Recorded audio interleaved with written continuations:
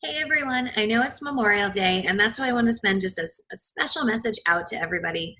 Obviously, we're celebrating Memorial Day a little differently, but I did want to share a little story about two of my favorite veterans that I hold near and dear to my heart. Both my grandfathers were served in the military. My papa, on my dad's side, he actually was in the Navy and he traveled all over the world. And he rarely talked about it until he was older, but he did say it was the best time of his life. You know, he went to Japan. He just at that time in the world, it was so glamorous to be able to travel like that. And he actually met my grandmother who was in charge of giving out gas rations, and he flirted her up to get extra gas rations, and lo and behold, the whole family comes from there. He actually left high school early to join the service, and so no one in our family knew that he didn't have his high school diploma.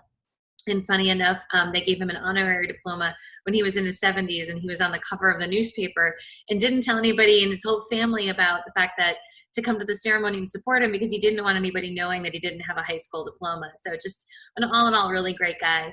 And then there's my grandfather on my mom's side, who is probably the closest family member to me that I've ever had, Diddy. And Diddy was a medic in the war, and he actually fought in Battle of the Bulge. They called him Smokey in the long run. And one of the greatest stories ever is they were crossing the bridge to get to the Battle of the Bulge.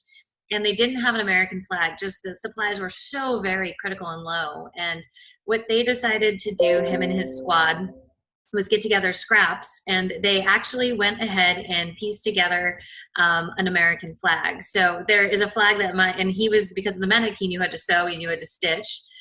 He sewed that American flag, so it's actually in a museum in Atlanta. So I share with this because we have veterans very close to our heart, and we want to just say to everybody out there, if you're serving, thank you.